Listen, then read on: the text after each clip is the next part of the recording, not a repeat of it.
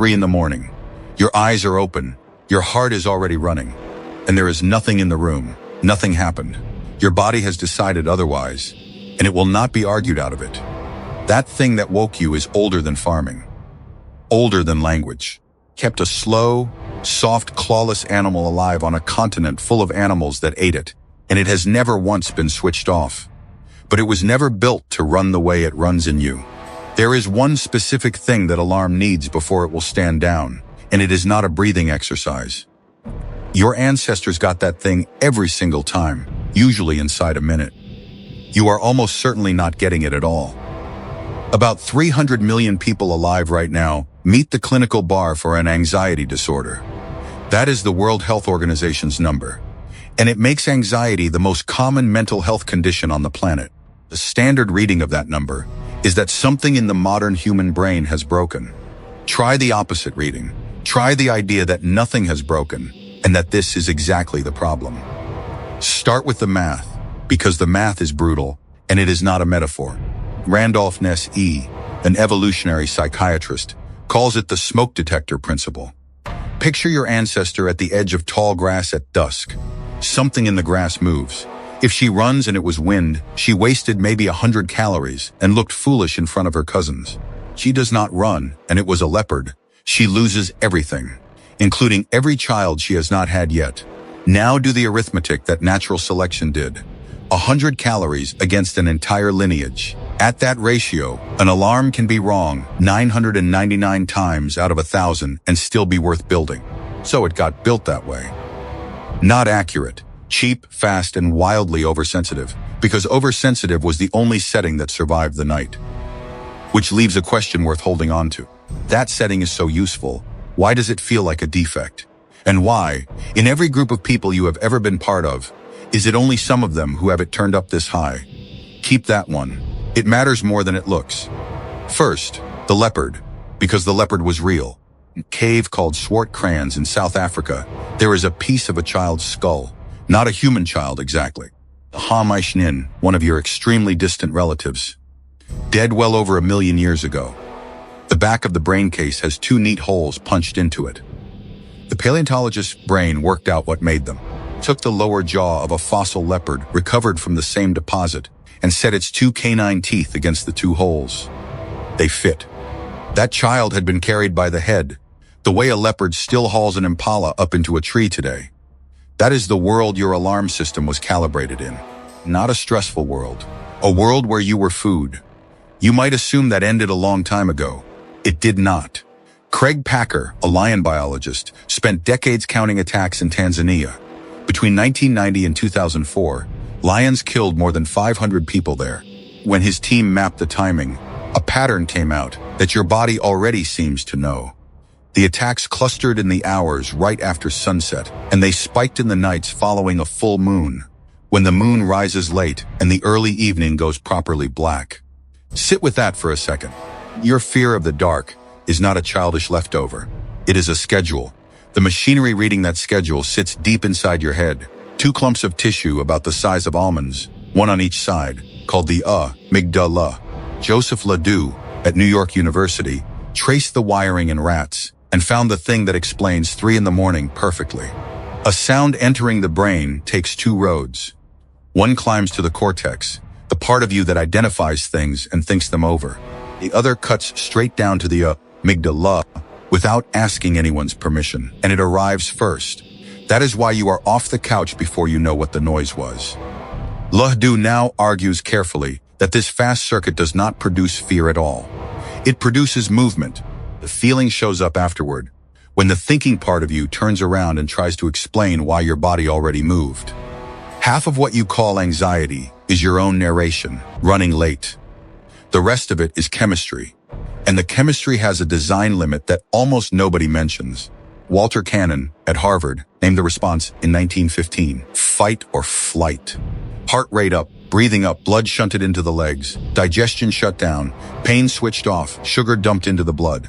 Superb engineering, with one condition attached. It is built to run for minutes, then to stop.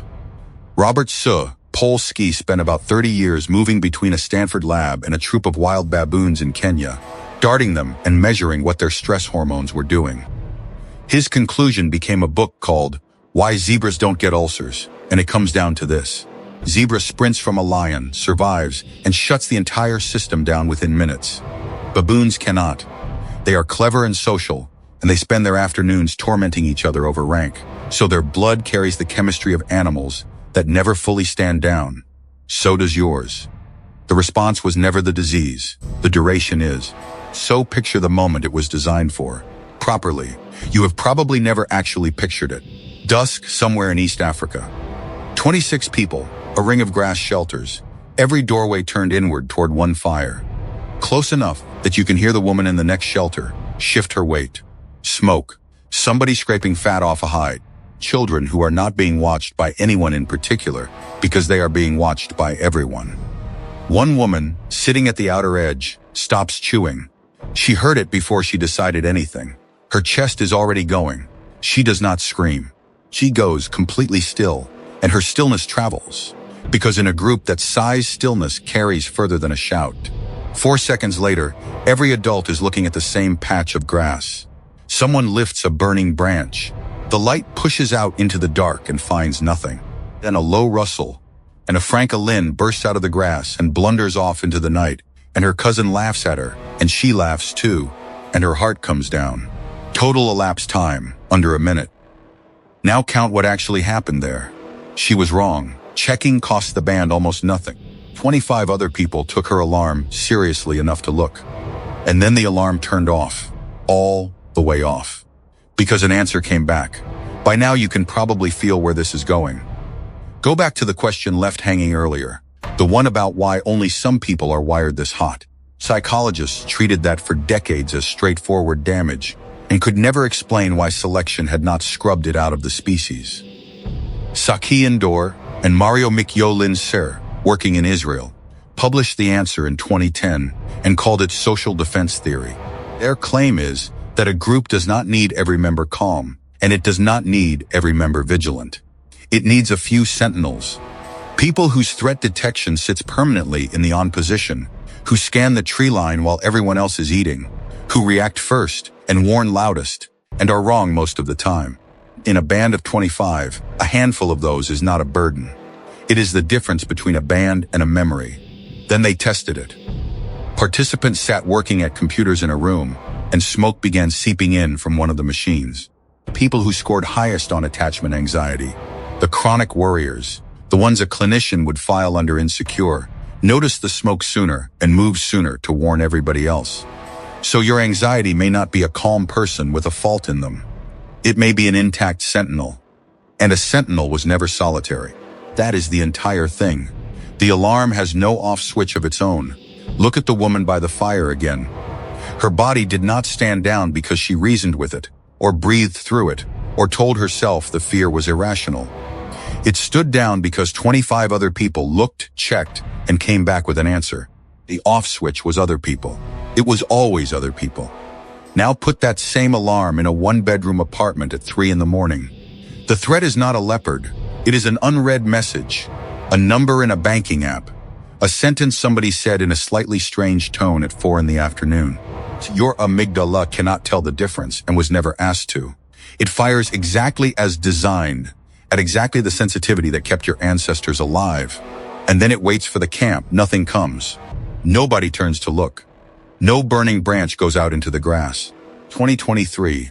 The United States Surgeon General issued a formal public health advisory about loneliness, and more than 1 in 4 American households is now a single person living alone.